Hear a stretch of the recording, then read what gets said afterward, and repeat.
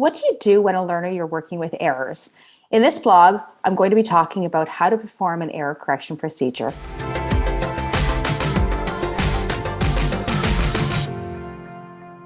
So I have a personal story. I got into this field because I loved working with kids and I wanted to teach them more skills. I loved seeing the progression. But when students erred, I would freeze up. When things were going properly, it was great. It was easy. It was like, yeah, okay, so they get this correct response and I give praise and I, do a song and dance. Great.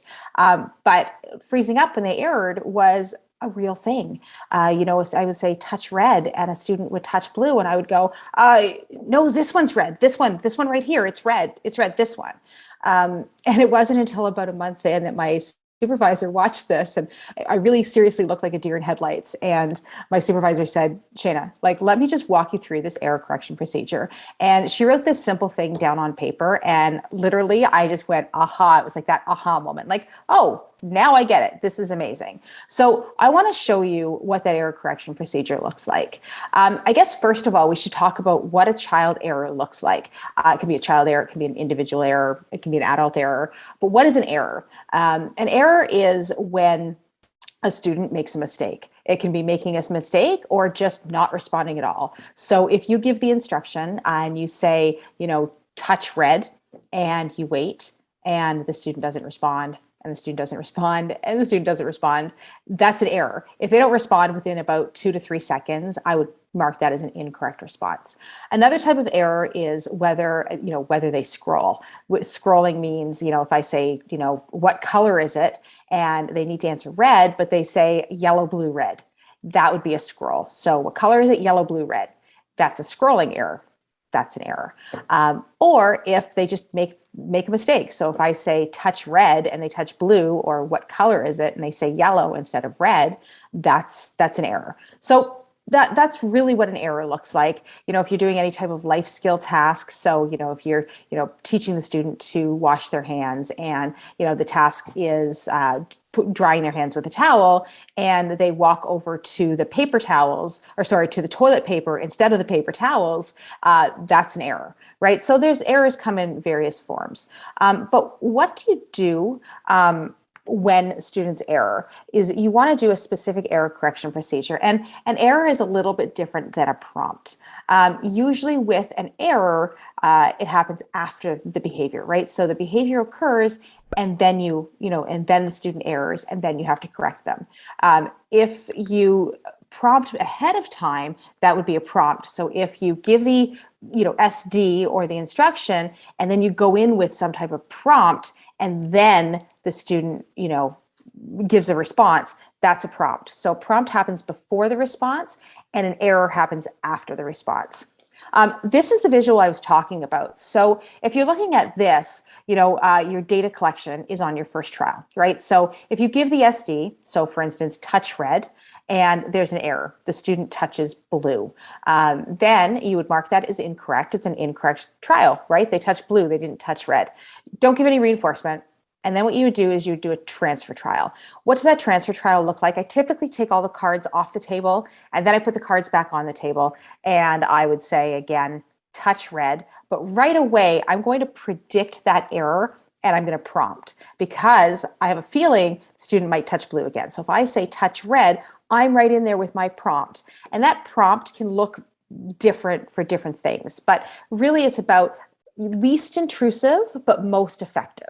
So you really don't want to be doing a lot of physical prompting with the students you're working with. But, if a simple gesture does it, great. If you have to model something and hold up a red one or a match, that could do it as well. But something that's effective, that's not intrusive.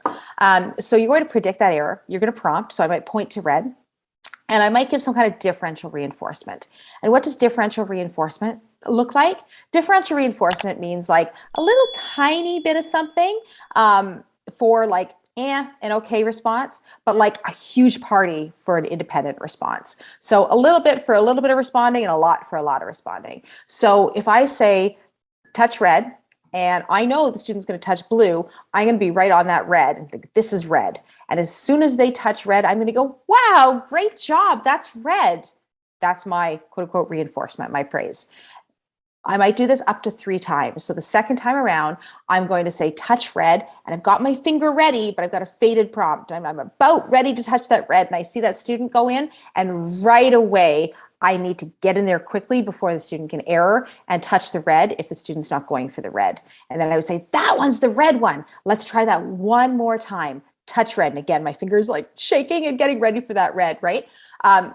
If they touch red independently without my, prompt, then that would be when I would give more reinforcement. So I would go, wow, that's really great. And that might be when I give my, squeeze on the shoulders or a token or a high five or something.